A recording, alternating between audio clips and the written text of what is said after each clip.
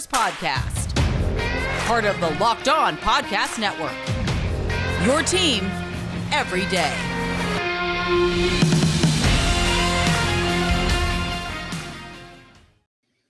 You are Locked On Packers, part of the Locked On Podcast Network, your team every day. I'm Peter Bukowski, and I cover the Packers for The Leap, a newsletter I would love for you to subscribe to. You can follow me on Twitter, Peter_Bukowski. Follow the podcast on Twitter at Locked On Packers. Like us on Facebook. Subscribe to the podcast, iTunes, Spotify, Google Podcasts, wherever you find podcasts. You will find Locked On Packers, the #1 Packers podcast on the internet, and the show for fans who know what happened. They want to know why and how. The Green Bay Packers are getting healthy ahead of their matchup with the Detroit Lions, and that is not the important part.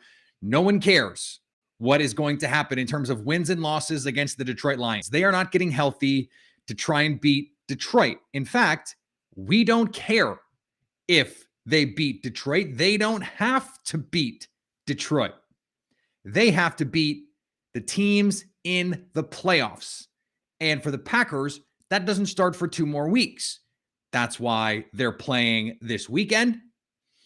But this is the first time that David Bakhtiari has a real status, a status that suggests he could play this weekend in over a year. He is questionable. Now, that may not seem like a great status, but guess what? It's better than out.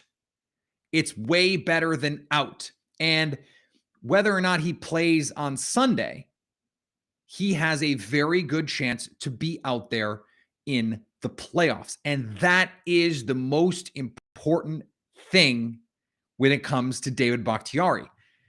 Billy Turner will be back by then. He was out this week with COVID protocols. We don't know if he would have practiced had he been available. Josh Myers returned to practice, and Matt LaFleur said outright, no coy response, no being cagey, no cards close to the vest. Josh Myers will play on Sunday. Now, LaFleur did not say whether or not he would be the starter in the postseason, but he did say that he could be, right? So he did not guarantee Myers would be the starter. He's got to earn those reps. And that's what you say when you have a veteran who's come in and played solid football for you and Lucas Patrick over the course of this season with Myers being out. Jaire Alexander back at practice on Friday, though he will not play this weekend, according to Matt LaFleur. Being back, though, he's on track to be ready for the postseason. That means Josh Myers, David Bakhtiari, and Jaire Alexander are all set to be back in the postseason. That is momentous news. That is huge for this Green Bay Packers team. And that's not to take away what Rasul Douglas and Eric Stokes have done at corner. It's not to diminish because Patrick has done at center and what John Runyon Jr. by extension has done at left guard, or what Yosh Nijman has done in yeoman's work at left tackle, or now Dennis Kelly filling in for Billy Turner at right tackle. This is a remarkable season for Green Bay because of their ability to overcome injury. It's one of the reasons Matt LaFleur is a leading coach of the year candidate, though I have come to terms with the reality that Mike Vrabel could and maybe should win if the Titans get the seed. No Derrick Henry, no quarterback nearly as good as Aaron Rodgers, 80-plus starters before Halloween or something crazy like that. I understand if anyone picks Mike Vrabel. Now, I don't think they're winning because of Mike Vrabel in the same way that I think the Packers have been winning because of Matt LaFleur. But what they've done this season, what Green Bay has done this season amid all of the injuries is a credit to the players. It's a credit to the coaches. It's a credit to the superstars who have kept this thing on the tracks. Kenny Clark, Rashawn Gary, who has become a superstar, Aaron Rodgers, Davante Adams, Aaron Jones, A.J. Dillon, who has become a star, not quite yet a superstar, and all of the veteran players, the young players who have grown into these roles. But now it's time for your dogs to go hunt. That's what the playoffs is. You need your star players. And let's go back to the NFC Championship game. I know you don't want to, and I understand that. But let's just go back there. No David Bakhtiari. That was huge. Aaron Jones has his worst game as a pro. Zadarius Smith, no shows, mostly no shows. Kenny Clark was awesome. Aaron Rodgers misses a throw late that he needed to make. Davante Adams drops a touchdown that would have changed the game. Their star players did not come through in the moments when they needed them the most. And part of that is because David Bakhtiari wasn't out there. That would have made life a lot easier for Aaron Jones in the run game. It would have made life a lot easier for Aaron Rodgers through the air. Now, they're still probably not going to have Zadarius Smith this week or next, although I am going to make a bold prediction that when the Packers get back on the practice field in a week and a half, Zadarius Smith will be out there. And it will be, oh my gosh, he's feeling healthy, so much better, all of this rest, all this time off. Isn't it amazing? He's out there. Great. Yeah. I mean, by the way, it is great. No question, it is great if he gets out there. They don't need him to win the title because of where Preston Smith and Rashawn Gary have been this season. And frankly, I don't know that they would have needed Jaire and David Bakhtiari because of the way Russell Douglas and Eric Stokes have played, because of the way Yosh Nijman and Dennis Kelly have played. But it sure makes it easier. You need your guys in the playoffs. All that said, and we talked about this earlier in the week with Lily Zhao, there is no one right now in the NFC who is scary to me. Now, does that mean they're going to win the Super Bowl? No. In the NFC, no one looks as complete a team as Green Bay. Tampa was scary to me. You lose Chris Godwin, you lose Antonio Brown, and their defense is still kind of trying to find itself. That team is not nearly as scary as they were last year, and not nearly as scary as they were in the middle of the season. The Cowboys, their defense, their pass rush is scary, but if you put David Bakhtiari out there, you put Josh Myers out there, I have faith in them to block things up. And then those corners, woof. Rodgers is not going to throw the ball near Trayvon Diggs with a chance for him to intercept it, but Davante Adams will cook that dude. I mean, record-setting yards allowed. He has papered over what could have been a terrible cornerback season with a bunch of interceptions. That secondary is highly vulnerable. If they don't get pressure, you're getting barbecue chicken. You get your two of your best pass protectors, arguably your two best pass protectors. Josh Myers was a top 10 center in pass block win rate all season. David Bakhtiari is David Bakhtiari. And you trust that stuff's going to get blocked up. After that, I mean, you already beat the Rams convincingly once. And you beat the Cardinals without half your team. Who else is there? And then you get to Kansas City, a team that if Chandon Sullivan doesn't slip, maybe you have Jordan Love with a chance to go win the game in Kansas City in his first ever start in a game where if Aaron Rodgers plays, they win by 2 touchdowns. Who out there is really scary? Now, maybe the answer is Buffalo, but that defense without Tre'Davious White, that's not it. Green Bay's the best team. Green Bay's the best team right now. Right now, today, they're the best team. In a week, when they have David Bakhtiari and Josh Myers and Jaire Alexander and maybe Zadarius Smith? What more do you need to know? This is the best team in football, and they are the favorites to win the Super Bowl. Today's episode is brought to you by our friends at Built Bar. Built Bar is the best tasting protein bar ever. It's the protein bar that tastes like a candy bar. Everything you could ever want in a protein bar, Built Bar has it. And what makes them so special to me, and I had one like an hour and a half ago, is they're constantly trying to evolve and get better. The coconut marshmallow it's unbelievable. It's my new favorite candy bar. It's incredible, the taste, the flavor of it, and yet we're talking high in protein, high in fiber, low in sugar, low in net carbs, low cal. What more do you want from your food? And right now, when you use the promo code LOCKED15, you will get 15% off your order at Built.com. That's LOCKED15 to get 15% off at Built.com. Today's episode is also brought to you by our friends at Get Upside. You need to know about this if you ever get gas. My listeners are making 25 cents for every gallon of gas every time they fill up. Just use the free Get Upside app in the App Store or Google Play right now and use the promo code touchdown to get a bonus 25 cents per gallon on your first fill up. That's 50 cents cash back per gallon on that first fill up. Don't pay full price at the pump anymore. It's expensive enough. Get cash back using Get Upside. Just download the app for free and use promo code touchdown to get 50 cents a gallon back on your first tank. You can get the money anytime. No gimmicks. PayPal, e-gift card, Amazon, whatever you want. Just download the free Get Upside app and use the promo code touchdown to get that 50 cents per gallon cash back on your first tank. We got a couple questions in the chat. Jamie wants to know what's in the glass tonight. I've got a Manhattan in the glass. My brother-in-law and future sister-in-law got me some specialty bitters as part of my Christmas present, so I had to bust those out.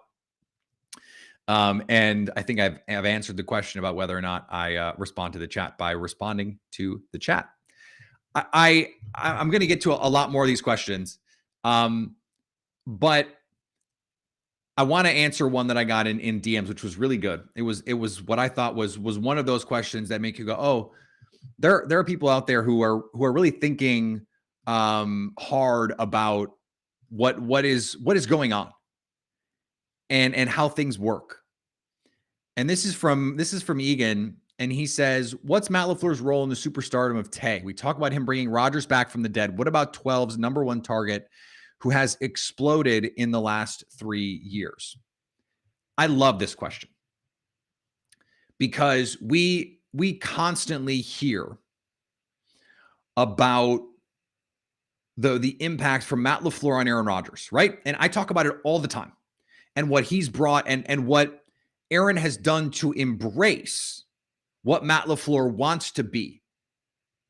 We also talk about how the defenses have decided they want to play Davante Adams, right? And Bulldog 17 and all of these ways, all the double coverages. And yet, over and over, Green Bay has found ways to free up Davante Adams in these games, even when they don't have another guy who in single coverage is going to scare a defense. Now, I think Randall Cobb was starting to become that guy. Certainly the Rams found out the hard way that he can still be that guy, especially from the slot. But they're playing him more in the slot this season and last season. They're finding ways through motion. That's been a big one this year. They're not using jet motion nearly as much this season as they did last season. Jet motion was their cheat code last year. They're not using it nearly as much this season.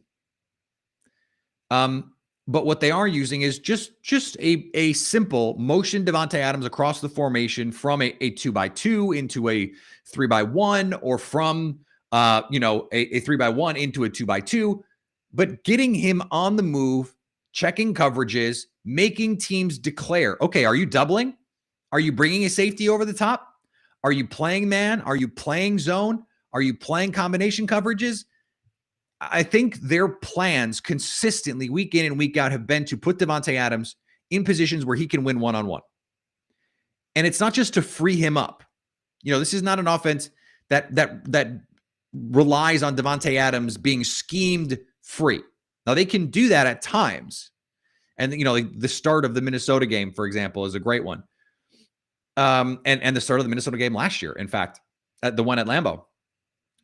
They find ways a couple times a game to get him schemed up, whether it's on those little nakeds where Davante Adams is coming across the field and it's just a little dump and all of a sudden it's 12 yards and you're trying to figure out what happened.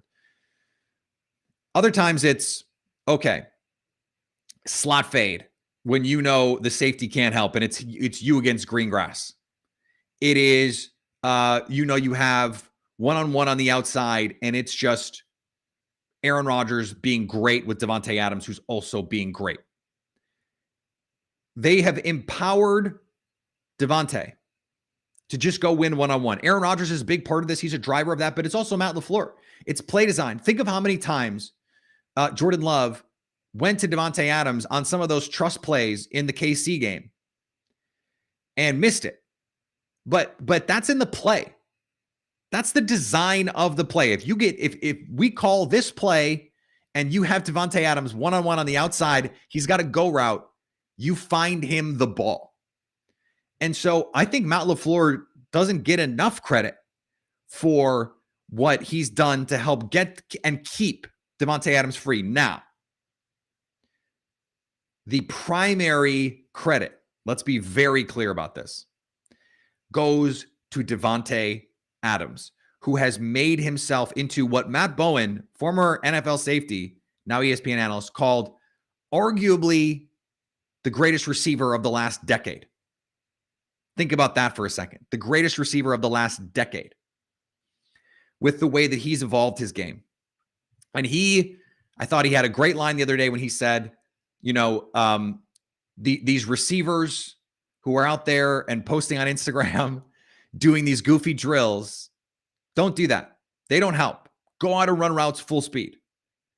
And you don't see me on Instagram doing those drills because I'm not doing those drills. But also, I don't need to show off because the tape speaks for itself. And the tape does speak for itself. The work that he's put in. And I posted an article I wrote for Sports Illustrated in 2015 when, the main theory of the piece was Davante Adams is the key to this offense. Remember in 2015, no Jordy Nelson. Randall Cobb was banged up most of the year. The running game, you had, Eddie Lacy, who was, let's say, past his prime physically. And you had an offense that was the worst of the Aaron Rodgers era in a season where he started front to back. And Davante Adams started to get it going late.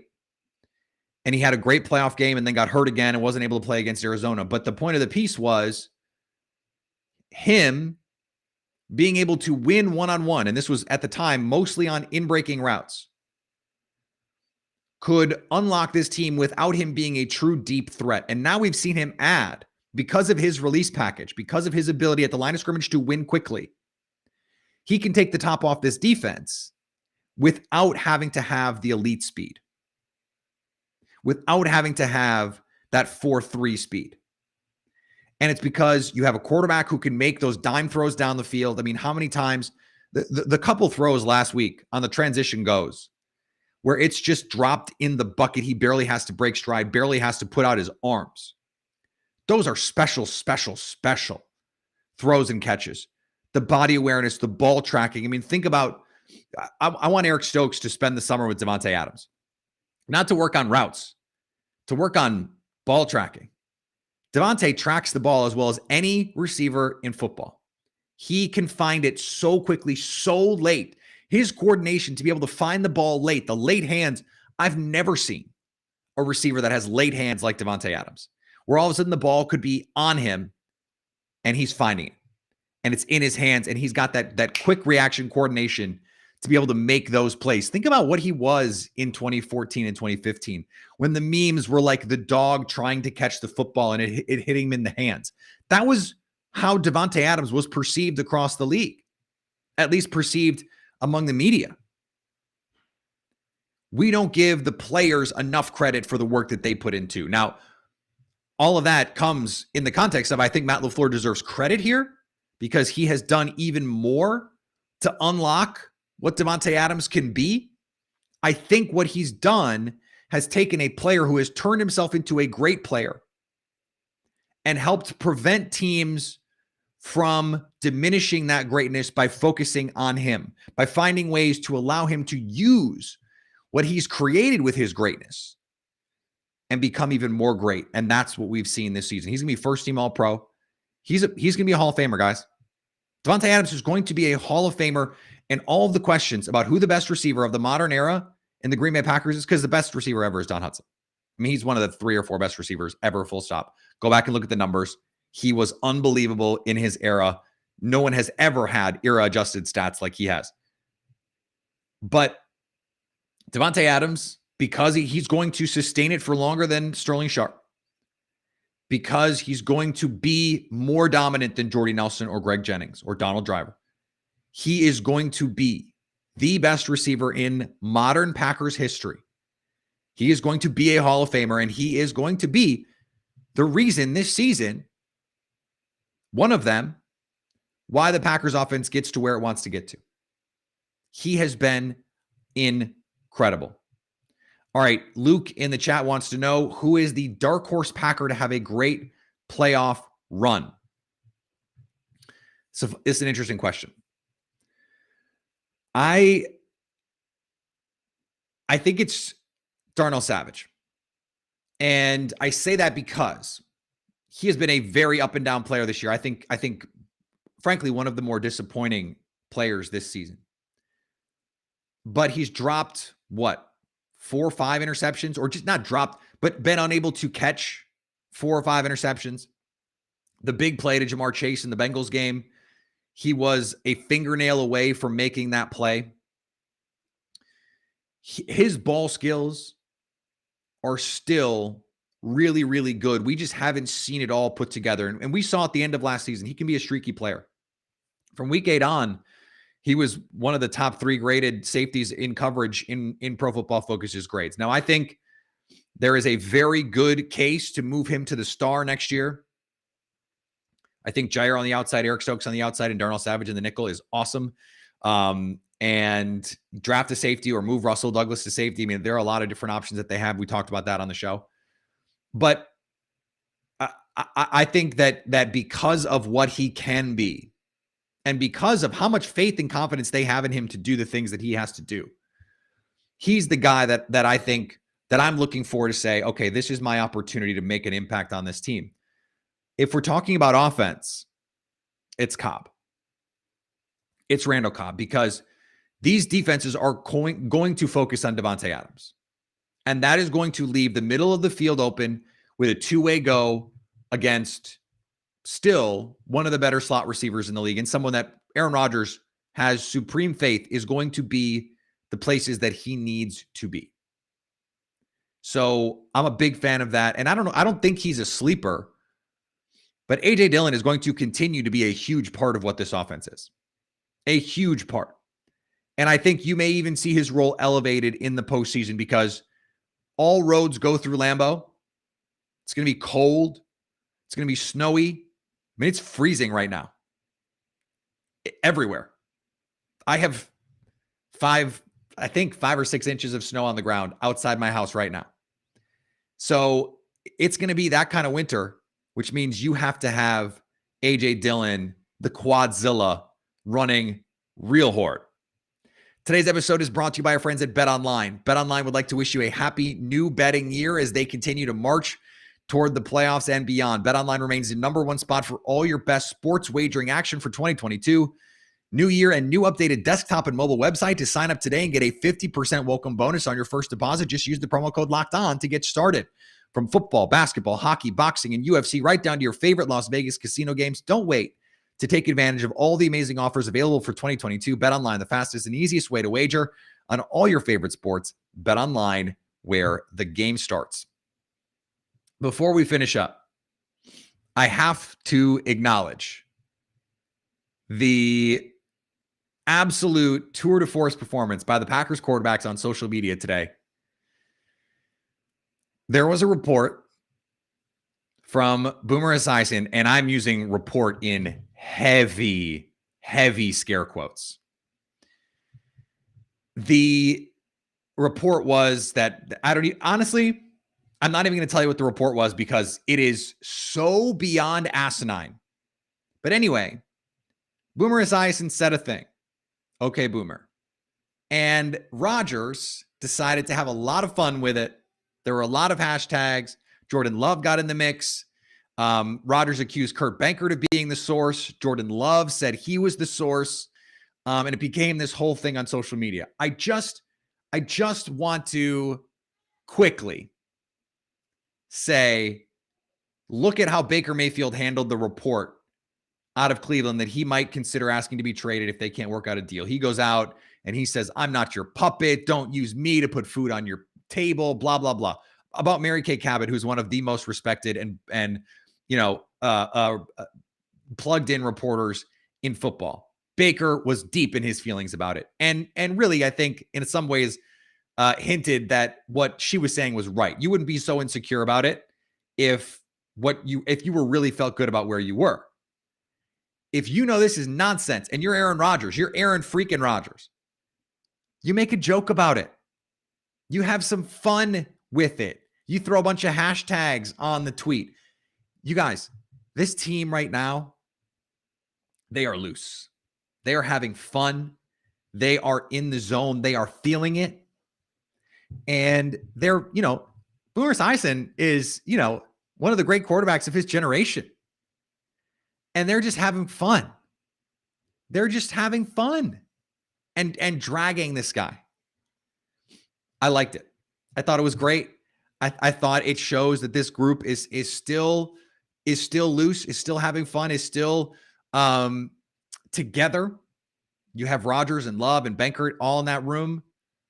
No tension between Rodgers and Love. Look, the haters are furious. They are furious. All right. It seems silly to give a prediction because we don't know who's going to play. But Matt LaFleur said most of the guys are going to go most of the game. I think you're going to see 12 out, 17 out. Beyond that, like, who do you take out? I mean, if Bakhtiari plays, he'll play limited snaps. If Josh Myers plays, I think they'll let Josh go, frankly. And because offensive line is the toughest to replace. You can't just like throw backups in there and whatever. And so I'm interested to see that, but I think the Packers are 4-point favorites in this game. I think they cover that. I said I do a weekly video series for Bovada. I said that I think Jordan Love is the second best quarterback in this game. I believe that. And so I don't care if Aaron Rodgers only plays a half or a quarter. I think Green Bay wins. I think Green Bay scores 30 in this game. I just like the Lions are bad. They will try hard. They're just not good enough. So let's go 30-17. I think that's what it was. No, 34-17 was the score the first time. 30-17, maybe 20, just because there's going to be backups in the game late. Packers win. Packers cover. Bye week time. We'll be back next week. Follow me on Twitter, Peter_Bukowski. Follow the podcast on Twitter, Locked On Packers. Like us on Facebook. Subscribe to the podcast, iTunes, Spotify, Google Podcasts. Wherever you find podcasts, you will find Locked On Packers. And anytime you want to hit us up on the Locked On Packers fan hotline, you can do that, 920-341-3775 to stay Locked On Packers.